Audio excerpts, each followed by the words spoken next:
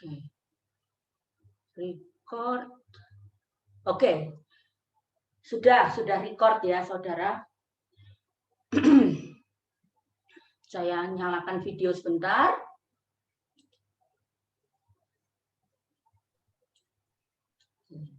Sebelum saya mulai, mohon maaf lahir batin ya. Habis Lebaran. Terus saya mengingatkan, suara saya gimana? Putus-putus? Halo? Nggak putus-putus ya, Bu? Terdengar, Bu. Jelas, Bu. Oh, oke, baik. Ya, tidak putus-putus ya. Tapi untuk menghemat bandwidth gitu, internet, saya padamkan video saya dulu ya, Saudara. Kan ini saya Ya, Bu. Oke. Ini share-nya, screen-nya bisa Anda lihat, Saudara ya? Bisa, Bu. Oke, saya stop video dulu. Oke, share screen bisa dilihat. Baik, kita mulai, Saudara. Jadi minggu lalu kita sudah membahas tentang hak cipta, oke? Begitu. Mana ini? Sebentar. Saya pindah dulu kontrolnya. Ini kan kita minggu lalu membahas sebelum Idul Fitri ya, tuntas begitu kan? Nah, hari ini saya melanjutkan yang ini, beberapa hal baru yang diatur di dalam Undang-Undang Hak Cipta. Oke? Itu kita perlu ketahui juga. Jadi ada hal yang baru memang. Nah, ini pengembangan. Selain memang kalau hal yang baru itu kita ketahui juga ya, Saudara, seperti perpanjangan jangka waktu perlindungan hak cipta yang aslinya hanya berapa? 50 tahun ya setelah wafatnya si pencipta, sekarang diperpanjang menjadi 75 tahun setelah wafatnya si pencipta. Tapi ada lagi sesungguhnya banyak ya. Itu minggu lalu belum saya uraikan. Jadi hari ini saya jelaskan secara singkat. Seandainya tidak tuntas, kalian bisa membaca sendiri di sini ya. Hal baru. Oke, hal baru. Oke.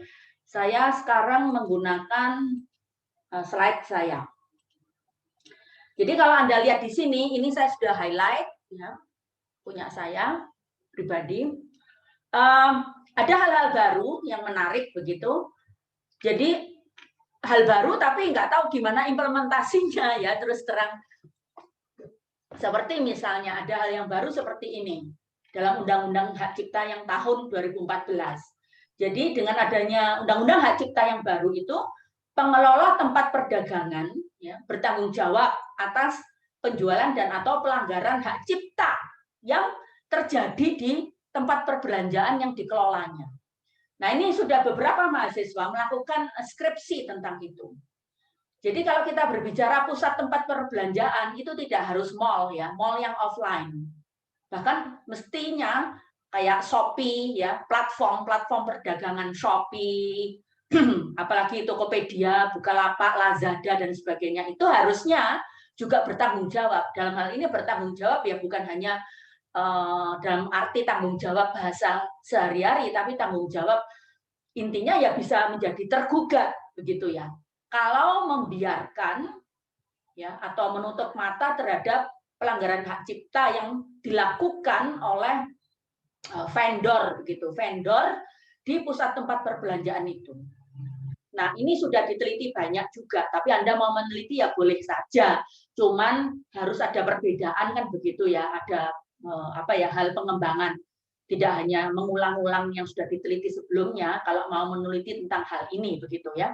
Nah, itu kenyataannya kalau dari hasil penelitian itu sejauh ini ya pasal ini ya, pasal yang baru ini tentang tanggung jawab pengelola perdagangan ya, pengelola perdagangan atau platform perdagangan itu ya nggak bisa apa-apa begitu aja. Jadi ya tertulis tapi karena sekali lagi Saudara ini bedanya. Jadi sepertinya Undang-Undang Nomor 19 tahun 2014 kok tahun nomor 19 ya, Undang-Undang Hak Cipta yang baru itu saya lupa nomornya, tapi seingat saya Yang jelas tahun 2014 ya.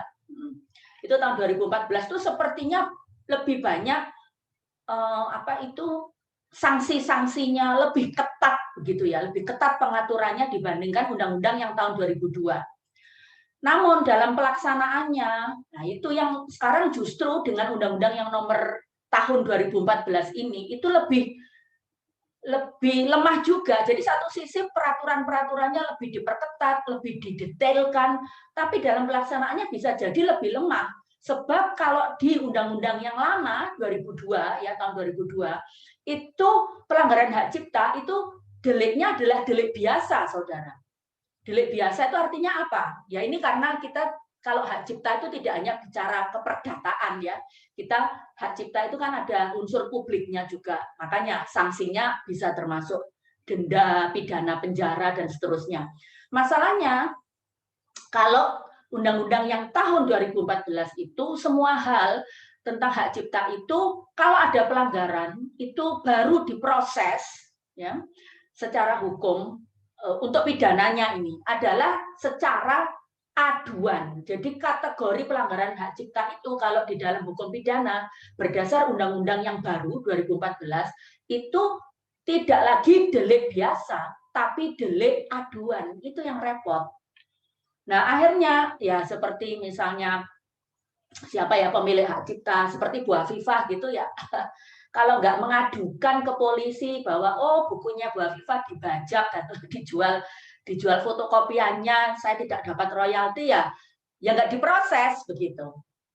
Tidak diproses, itu permasalahannya.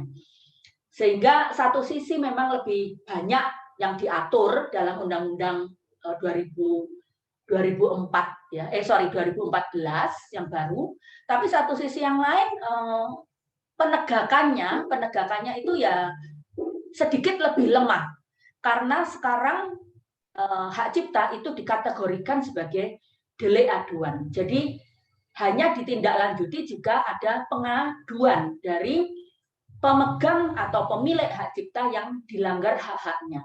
Nah, itu menjadi permasalahan memang. Sehingga pasal yang baru dalam hal memberikan sanksi kepada pengelola tempat perdagangan yang membiarkan atau tutup mata atas terjadinya pelanggaran hak cipta di tempat yang dikelolanya itu ya dalam kenyataannya ya hanya di atas kertas. Kalau kita lihat kenyataannya banyak tetap tempat-tempat perdagangan itu yang membiarkan jual beli produk-produk yang melanggar hak cipta. Begitu kan? Ya mungkin karena ya penciptanya sendiri sudah males gitu aja ngurus. Beda dengan yang tahun 2002 di mana boleh polisi bertindak ya, penegak hukum itu bertindak walaupun tidak ada aduan. Karena dulu itu pelanggaran hak cipta adalah delik biasa. Nah, sekarang adalah deliknya aduan. Itu permasalahan. Ya. Jadi ini yang baru, selanjutnya yang baru lagi yang saya highlight di sini ya. Yang berbeda dari undang-undang yang tahun 2002, itu adalah hak cipta itu dapat dijadikan sebagai jaminan ya, jaminan dari kontrak, misalnya kontrak apapun kan bisa diamankan dengan sebuah jaminan ya. Jadi kalau sekarang itu resmi ada di Undang-Undang Hak Cipta tertulis eksplisit bahwa hak cipta itu dapat dijadikan jaminan berbentuk fidusia oleh si debitor. Ya, debitor di sini ya berarti pemilik atau pemegang hak cipta. Nah ini implementasinya bagaimana saya juga nggak paham sebab kalau seperti batik ya kain batik dilindungi hak cipta. Apa bank itu mau menerima hak cipta atas kain batik itulah. Kalau sekarang memang jadi fashion ya, jadi fashion model desainnya batik yang dilindungi hak cipta tersebut dan dijadikan jaminan fidusia. Tapi katakan 10 tahun lagi ya, misalnya kontrak kreditnya itu 10 tahun. Apa ya? Itu masih fashionable kan begitu ya. Masih fashionable lah kan berarti nilainya turun harusnya. Apa bank itu mau seperti itu? Itu juga permasalahan menurut saya dan ada sudah beberapa penelitian tentang permasalahan di mana hak cipta itu dijadikan jaminan fidusia, ya.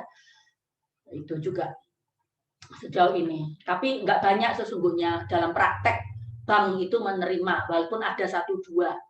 Ya. Tapi ini hal yang baru. Jadi sekarang hak cipta itu bisa dijadikan jaminan fidusia. Oke. Terus hal baru lain silakan Anda baca, tapi yang saya highlight ini. Nah, jadi sekarang seperti ini, saudara. Di Undang-Undang Hak Cipta yang 2014 ditambahkan satu lagi karya yang bisa dilindungi hak cipta. Disebut karya seni terapan. Nah, cuman jangka waktunya memang berbeda. Kalau kita lihat Undang-Undang Hak Cipta, saya tarik ke atas ya. Untuk untuk karya cipta yang ini, yang klasik ya, yang klasik seperti ini, itu memang jangka waktunya sampai 50 tahun setelah 75 tahun setelah wafatnya si wafatnya si siapa? Pencipta, begitu. Namun untuk karya cipta seperti foto, potret, ya, program komputer itu hanya berapa tahun? 50 tahun gitu. Setelah diumumkan. 50 tahun setelah diumumkan. Jadi nggak nunggu sampai meninggalnya si penciptanya, ya. Karena ini dianggap karya derivatif ya, karya turunan gitu, bukan original. Nah, untuk karya seni terapan, nah ini apalagi nih Bu, karya seni terapan begitu ya, mungkin kalian berpikir seperti itu. Itu perlindungan hak ciptanya malah lebih pendek, hanya 25 tahun sejak diumumkan. Apa yang dimaksudkan karya seni terapan? Saya ingatkan lagi kepada saudara. Waktu saya mengajar desain industri. Masih ingat ya? Nah, ingatkan desain industri. Nah, kan ada tumpang tindih ya. Tumpang tindih antara hak desain industri dan hak cipta. Ingat ya? Ingat kan, saya harap Anda ingat. Jadi desain industri itu juga boleh dilindungi hak cipta karena ada seninya kan, ada seninya. Nah, contohnya seperti ini. Kan? Ada seninya, gambarnya si Mickey Mouse itu, desainnya botolnya bentuknya ya, desainnya, tapi ininya gambar-gambarnya bisa dilindungi hak cipta. Demikian pula seni lukis batik misalnya, yang ininya hak cipta ya, kainnya, yang desain industrinya bentuk dijadikan koper misalnya menjadi desain industri ya. Di Indonesia tidak seperti di Australia yang harus milih. Kalau di Indonesia boleh ya dua-duanya. Nah, itu sekarang dipertegas ya. Jadi kita lihat desain industri dapat juga dilindungi dengan Undang-Undang Hak Cipta, tapi dalam kategori karya seni terapan, ya saudara bisa dilihat di sini. Jadi dalam kategori karya seni terapan. Jadi intinya kalau Anda ya memiliki desain industri, mau didaftarkan juga, bukan didaftarkan, dicatatkan juga hak ciptanya, bisa. Itu menjadi kategori karya seni terapan. Ya.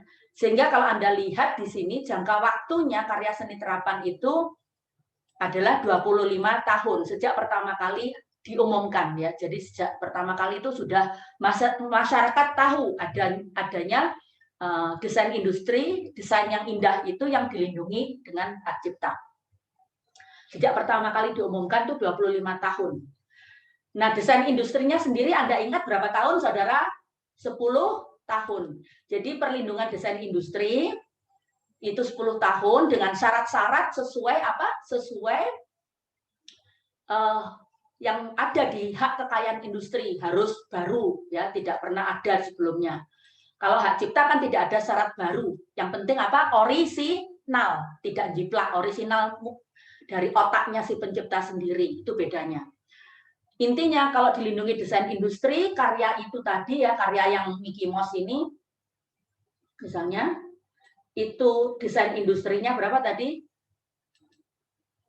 10 tahun, tapi untuk hak ciptanya bisa sampai 25 tahun. Jadi bisa didaftarkan atau dicatatkan dua-duanya. Itu yang baru dari Undang-Undang Hak Cipta ya. Jadi namanya bukan apa ya? Ya tetap hak cipta, tapi nama detailnya adalah karya seni terapan. Nah, ini juga yang baru, saudara. Tidak ada selama ini di Undang-Undang Hak Cipta sebelum-sebelumnya, yaitu dulu, saudara, yang saya pernah ceritakan seperti ada pencipta lagu dari desa, begitu ya, mencipta lagu dangdut, dan ternyata lagu dangdut ini sangat populer. Kemudian karena dia miskin, ya, dia menjual yang namanya lagu dangdut dia ke produsen rekaman di Jakarta. Sehingga akhirnya yang menjadi pemegang hak cipta bukan lagi si orang desa yang menciptakan lagu dangdut itu, sehingga royalti sebagainya, hak ekonominya berpindah ke siapa? Hak ekonominya berpindah ke produser rekaman yang di Jakarta yang sudah membeli lagu hak cipta tadi, lagu dangdut tadi. Jadi hak ekonominya berpindah ya ke mana? Ke produsen rekaman. Seperti itu. Oke. Jadi si orang desa, si pencipta lagu dangdut itu akhirnya hanya bisa memiliki hak moral saja, karena kalau hak moral ya, hak moral masih ingat ya apa hak moral itu memang berlaku seumur hidup. Tapi dia tidak lagi memperoleh hak ekonomi seperti royalti, hak untuk melisensikan, itu nggak bisa lagi karena dia sudah menjual ke si produser rekaman di Jakarta. Nah, ini sekarang diatur karena melihat semakin banyaknya itu pencipta-pencipta yang potensial, tapi mereka dalam tanda petik itu miskin. Mereka tidak punya modal gitu ya untuk mendistribusikan karya ciptanya seperti itu. Sehingga kalau Anda lihat memang dalam fakta itu banyak sekali pencipta lagu ya yang terkenal komposer itu yang meninggal dalam kemiskinan, ya. Jadi mereka dipuja-puja sebagai pencipta lagu yang populer, karyanya meledak, tapi meninggal dalam kemiskinan. Demikian pula dengan banyak penulis buku, pengarang buku, ya, seperti itu. Nah, ini untuk menghindarkan seperti itu, maka Undang-Undang Hak Cipta yang baru itu mewajibkan pengalian kembali, ya. Jadi walaupun sudah ada perjanjian jual beli atas karya cipta tersebut, maka demi hukum, sekali lagi demi hukum, ya, itu hak ciptanya tadi atau hak ekonominya balik lagi kepada si pencipta asal setelah perjanjian jual putus tadi itu mencapai jangka waktu 25 tahun. Itu untuk semua pencipta. Jadi balik lagi ke penciptanya setelah 25 tahun. Otomatis kalau balik lagi ke penciptanya, ya otomatis nanti kalau dia meninggal ya ke ahli warisnya.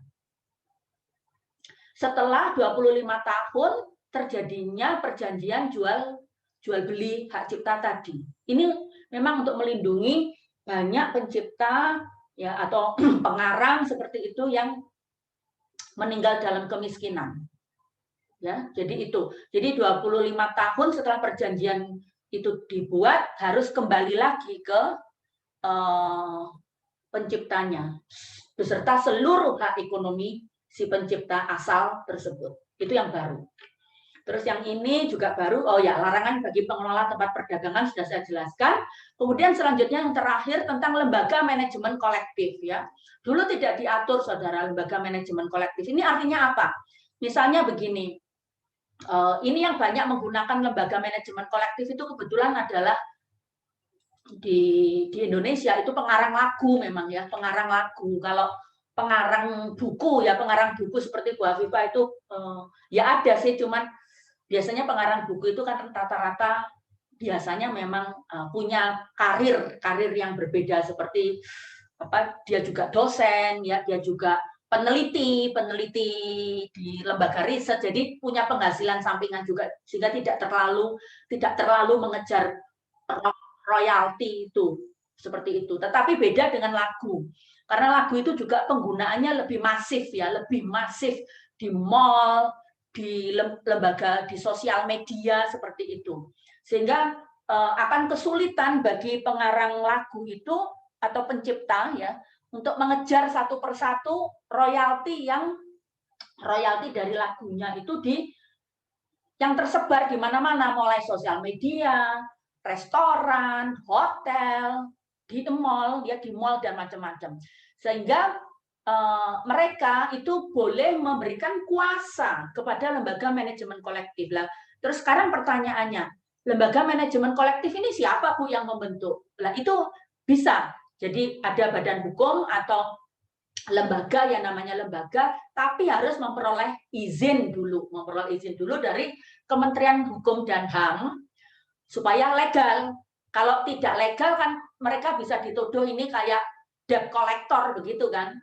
Nanti perusahaan hotel, mall ya menolak membayar. Jadi lembaga manajemen kolektif ini harus legal, ya, legal dulu, diakui pemerintah, baru boleh atas nama si pencipta datang kepada user yang menggunakan karya cipta tersebut untuk menagih royalti. Gimana caranya? Berapa besar royaltinya? Nah, itu ada sistemnya, ada hitungannya sesungguhnya. Itu ada, biasanya untuk itu Anda bisa menghubungi pihak manajemen kolektif. Jadi mereka minta fee biasanya kan ya, minta fee juga, fee atau biaya dari si pencipta yang menjadi anggota lembaga manajemen kolektif itu. Nanti pembagian royaltinya bagaimana? Kan kadang satu lagu tidak begitu laku ya, tidak begitu laku. Nah, terus ini gimana royaltinya? Nah, itu nanti bisa dibicarakan antara ya si siapa namanya pencipta yang menjadi anggota lembaga manajemen kolektif tertentu. Di Indonesia ada, kalau nggak salah ada 2 atau 3 lembaga manajemen kolektif, saya lupa namanya. Ya, itu apa namanya, membuat perjanjian dengan siapa, pencipta. Jadi pencipta memberikan kuasa kepada lembaga manajemen kolektif tadi untuk mengambil royalti seperti itu. Jadi itu adalah hal yang baru sekarang diatur oleh Undang-Undang Hak Cipta. Jadi kita sudah selesai tentang ini.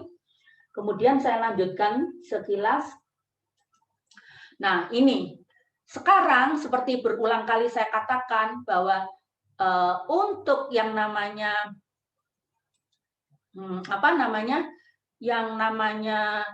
hak kekayaan intelektual yang diatur di bawah WIPO, yang World Intellectual Property Organization atau TRIPS, TRIPS yang dikelola oleh World Trade Organization, itu semua penekanannya adalah apa? Individual, ya. Jadi paten itu dimiliki oleh individu. Individu di sini bukan berarti orang, misalnya ya badan hukum berarti, tapi kan sifatnya itu individual, ya kan? Jadi hak cipta itu juga individual.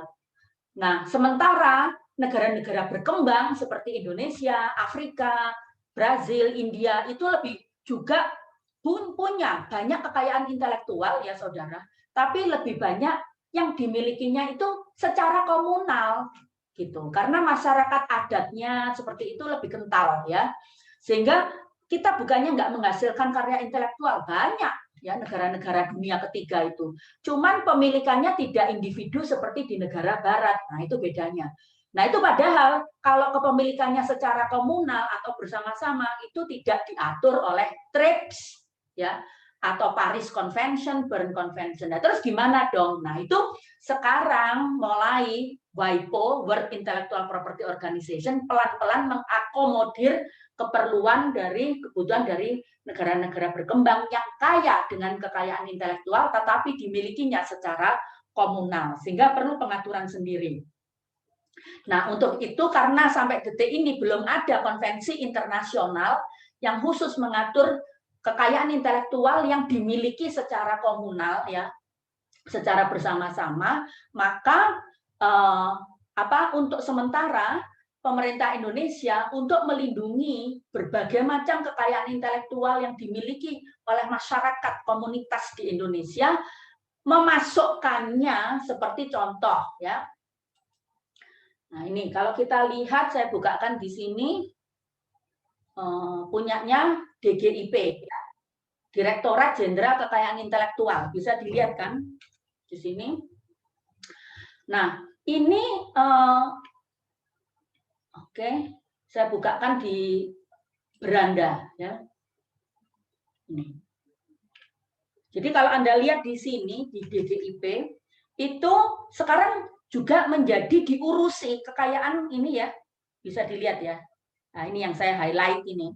Itu diurusi juga oleh diurusi juga oleh Direktorat Jenderal Kekayaan Intelektual, begitu, diurusi. Walaupun seperti misalnya di sini ada berita kain tenun saya nggak ngerti ini pronunciation-nya, endek apa endek ya, kain tenun Bali ini sekarang resmi dilindungi ya. Nah, ini nggak mungkin di bawah hak cipta, nggak bisa, saudara, nggak bisa. Karena ini yang memiliki bukan individual, tapi komunal ya. Kelompok masyarakat tertentu misalnya di Bali. Nah, karena belum ada konvensi internasionalnya seperti itu, sehingga kekayaan jenis-jenis kekayaan intelektual yang komunal ini ya, ini saya klikkan. Apa saja sih Bu kekayaan intelektual yang komunal ya? Itu ekspresi budaya atau bahasa Inggrisnya folklore. Ya kan? Indikasi geografis ya, itu sudah masuk kemana undang-undang merek yang kemarin saya sebutkan, seperti keramik ya, keramik di Malang itu kan terkenal. Kemudian kopi Toraja itu sudah masuk diatur undang-undang merek, padahal itu sesungguhnya sifatnya beda dengan merek ya, indikasi geografis itu. Tapi ini ke komunal. Kemudian pengetahuan tradisional ya. Nah, pengetahuan tradisional ini juga sudah dimasukkan, dicampur begitu aja, karena nggak ada jalan lain, dicampur di mana? Di undang-undang paten. Terus sumber daya genetik ini memang tidak masuk khusus di undang-undang ya sampai sejauh ini, tapi Indonesia sudah meratifikasi konvensi internasional tentang keanekaragaman hayati. Ya, akhirnya masuk ke situ. Oke. Jadi kalau untuk hak cipta dari keempat kekayaan intelektual komunal ini, hak cipta itu yang paling dekat itu adalah ini, ekspresi budaya tradisional atau bahasa Inggrisnya folklore ya. Folklore. Nah, folklore ini sekarang diatur dalam salah satu pasal di Undang-Undang Hak Cipta yang baru, saudara, sudah diatur ya, Undang-Undang Hak Cipta yang baru. Sehingga untuk itu kita sekarang sedikit belajar ya. Jadi kalau saya bicara tentang ekspresi budaya tradisional, itu pengaturannya kurang lebih akan sama dengan pengetahuan tradisional. Cuman pengetahuan tradisional itu lebih dekat dengan paten kan, karena ada unsur itu kayak teknologi atau seperti formula obat-obatan, jamu-jamuan, sehingga lebih diaturnya ke arah paten. Tetapi secara prinsip perlindungan folklore atau ekspresi budaya tradisional dengan pengetahuan tradisional, prinsip-prinsipnya kurang lebih sama ya, walaupun ditaruh dalam dua undang-undang yang berbeda. Jadi kalau Anda mau belajar sendiri, Anda bisa klik unduhan ya, unduhan di sini, kemudian Anda klik modul KI. Ini sangat bagus sekali. Nah, kalau Anda lihat, Anda kemudian klik kekayaan intelektual yang komunal, Anda download, oke? Tapi ini sudah saya downloadkan di sini, tapi tidak ada di website saya, ya, tidak ada di website saya. Cuman saya miliki sendiri di komputer, jadi silakan Anda download sendiri. Nah, ini hasil download saya. Sekarang kita fokus kepada yang folklore. Ya. Poin-poin penting terkait folklore atau pengetahuan tradisional ya, yang digolongkan sebagai kekayaan intelektual komunal, ya, kekayaan intelektual komunal, tetapi karena nggak punya undang-undang sendiri sehingga dicampur begitu ya, sehingga di sini ditulis EBT itu dianggap lebih dekat dengan hak cipta, sehingga dijadikan satu dalam undang-undang hak cipta. Pengetahuan tradisional dianggap lebih dekat dengan paten, sehingga dia pengaturannya masuk undang-undang paten seperti itu. Selanjutnya tentang EBT atau ekspresi budaya tradisional. Oke. Nah, di sini disebutkan bahwa memang untuk hak cipta, jadi dari Undang-Undang Hak Cipta yang terbaru tahun 2014, hak cipta atas ekspresi budaya tradisional atau folklore itu siapa pemegangnya? Pemegangnya adalah negara. Jadi diatur seperti itu. Nah, terus negara dapat royalti juga enggak, tapi akhirnya negara dapat melindungi, misalnya tari pendek seperti itu dari penggunaan yang enggak benar oleh Malaysia. Ya, Anda ingat ya berapa tahun yang lalu itu Malaysia mencomot begitu saja tari pendek itu untuk dimasukkan dalam advertisement, ya advertisement turismenya Malaysia, ngamuk kita, ya. Nah, itu kita punya hak seperti itu dan itu diakui juga di dunia internasional. Makanya akhirnya pemerintah Indonesia upayanya adalah bukan memiliki tetapi mengkompilasi karena yang mengkompilasi itu akhirnya adalah negara seperti itu, ya. Kemudian ada ini saya tidak semua saya bacakan supaya Anda tidak bosan sebentar ya. Keliru, salah pencet, tambah kecil. Bentar, salah. Nah ini, jadi kalau Anda mau mencari permasalahan untuk skripsi misalnya, itu banyak saudara contoh-contohnya ya. Di halaman 23 dari modul tersebut, banyak contoh tentang pelanggaran pemanfaatan kekayaan intelektual yang komunal di Indonesia. Jadi kalau misalnya yang terkait hak cipta atau folklore itu ada banyak terjadi, terutama di Bali ya, karena di Bali itu orang-orangnya sangat kreatif sehingga karya-karyanya itu sesungguhnya layak untuk dilindungi hak cipta, tapi mereka memang tidak mau melindungi, dibiarkan itu menjadi milik bersama. Lah ujung-ujungnya orang asing ya yang tinggal di Bali diam-diam mendaftarkan. Nah itu kan repotnya di situ. Kejadian itu, silakan Anda baca. Demikian pula tempe, ya. Tempe itu prosesnya malah dipatenkan di Jepang, seperti itu. Jamu seperti itu. Walaupun untuk tempe dan jamu itu lebih pas untuk dikategorikan sebagai apa? Pengetahuan tradisional. Oke. Itu contoh-contoh permasalahan yang ada.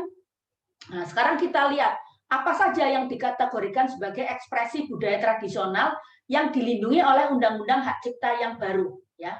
Jadi ya namanya saja ekspresi, jadi ekspresi verbal, lisan, tulisan seperti itu, ya.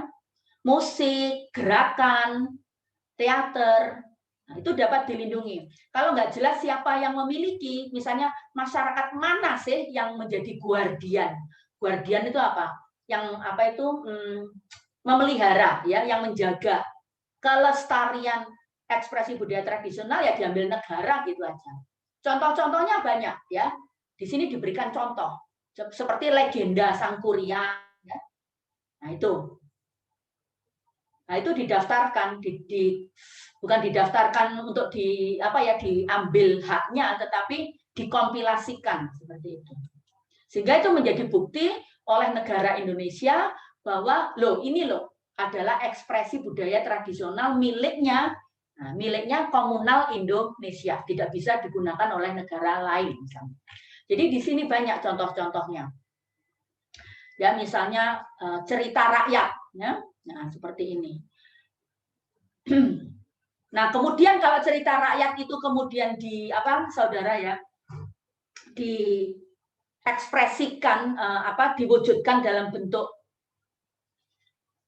tertentu, misalnya teater atau apa, ya direkturnya yang membuat teater atau film itu boleh memperoleh royalti atas karya filmnya saja gitu, karya filmnya saja, ya. Tapi tidak boleh menghaki bahwa ini cerita saya, dan tidak boleh melarang pihak lain untuk membuat film yang berdasar cerita yang sama, kan itu. Nah, terus musik ya, musik seperti rebana dengan ritme tertentu, seperti itu digolongkan sebagai ekspresi budaya tradisional. Ya. Tari pendek ini yang tadi saya sebutkan, yang pernah dicomot oleh siapa? Dicomot oleh Malaysia. Oke. Jadi ada beberapa, bisa didaftarkannya itu ya dicatat begitu aja seperti peristiwa tadi apa kain tenun endek itu, endek Bali yang tadi saya lihatkan ditunjukkan di websitenya Dirjen Kekayaan Intelektual, tapi juga bisa upaya Indonesia mendaftarkan di UNESCO ya menjadi apa warisan budaya internasional. Contohnya apa? Angklung ya, angklung. Nah, motif batik. Motif batik itu sudah menjadi warisan budaya internasional. Dan guardian itu artinya penjaganya adalah negara Republik Indonesia. Seperti itu. Ya. Jadi ini sudah diakui oleh dunia. Ya. Sementara pemerintah Indonesia membuat katalog seperti itu. Membuat katalog. Jadi di sini peranan kalau kita berbicara tentang hak cipta yang komunal ya, hak cipta yang komunal ini kita harus melibatkan memang pemerintah. Karena biasanya masyarakat adat kurang punya pengetahuan tentang ini atau enggak aware ya, tidak aware bahwa oh ini ada sesuatu nilai ekonomi yang perlu dilindungi. Itu kadang mereka biar aja. Akhirnya ya itu tadi seperti di Bali tadi dicomot oleh orang-orang asing yang awalnya tuh menawarkan kerjasama, maunya promosi. Oh, saya nanti bisa promosikan ke Amerika, ke Australia, tahun-tahunnya diam-diam didaftarkan mereka. Lah itu. Sehingga di sini memang harus pemerintah daerah yang agresif memberikan perlindungan ya untuk tadi itu kekayaan intelektual yang bersifat komunal. Komunal. Jadi bisa juga upacara adat itu juga bisa. Ya. Banyak, jadi silakan Anda nanti lihat di contoh-contohnya di modul ya, modul itu. Contoh-contoh pengetahuan tradisional punya Indonesia juga banyak ya, tempe, tahu dan seterusnya. Terus yang selanjutnya, nah ini kemudian yang perlu dikomunikasikan dengan masyarakat ya, bahwa jangan gampang membiarkan tawaran ya, jangan gampang memberikan izin begitu, memberikan izin kepada pihak ketiga yang apa ya istilahnya itu menawarkan, oh coba ini saya dokumentasikan ya, nah seperti itu, ini saya bukukan ya, nah, seperti karya-karya tadi itu dibukukan, kan kalau masyarakat biasanya yang membiarkan aja, lebih banyak secara lisan, tidak sampai dibukukan, dipublikasikan, ya dibiarkan hidup gitu aja. Nah, kemudian biasanya ada pihak ketiga yang menawarkan, saudara. Oh, ini saya bukukan ya, saya dokumentasikan. Nah, itu harus hati-hati. Di sini dituliskan. Karena nanti kalau sudah jadi buku, saudara, nah itu repot. Buku itu kan sebuah karya cipta tersendiri. Ngerti? Kumpulan foto-foto ya, katalog foto itu kan karya cipta tersendiri. Nah, itu repot nanti. Nah, terus ini nanti siapa yang memiliki hak cipta? Nah, yang sering terjadi ya seperti itu. Akhirnya yang mengklaim sebagai pemegang hak cipta ya yang mengkompilasikan yang mengfikskan ya, fix tahu ya, fix yang membuat itu jadi fix ya, jadi di katalog buku. Nah, itu bahaya.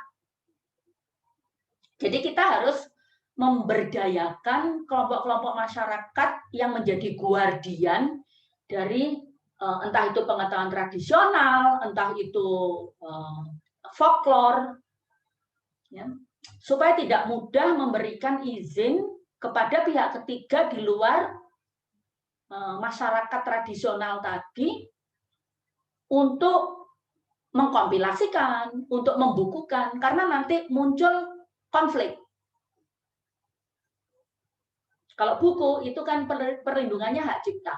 Nah, kalau si pihak ketiga ini sudah memperoleh hak cipta, dia bisa menstop masyarakat adat itu untuk mengembangkan lebih lanjut folklornya. Atau kalau pengetahuan tradisional melarang masyarakat adat itu menggunakan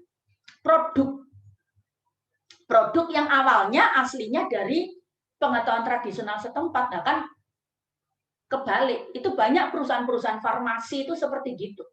farmasi dari Jepang, farmasi dari Eropa itu datang ke masyarakat-masyarakat terpencil ya di Amazon, di Amerika Latin, di Afrika untuk mengambil pengetahuan tradisional mereka dikembangkan jadilah paten, produk yang bisa dipatenkan. Terus masyarakat tradisional tadi mau menggunakan produk yang dipatenkan tadi malah nggak bisa. Nah, itu yang terjadi. Kecuali ada format tertentu, yaitu formatnya perjanjiannya adalah, lah ini harus difasilitasi oleh pemerintah atau pemerintah daerah. Kalau nggak pemerintah pusat, Kemenkumham ya pemerintah daerah. Ini harus ada pemberdayaan seperti itu.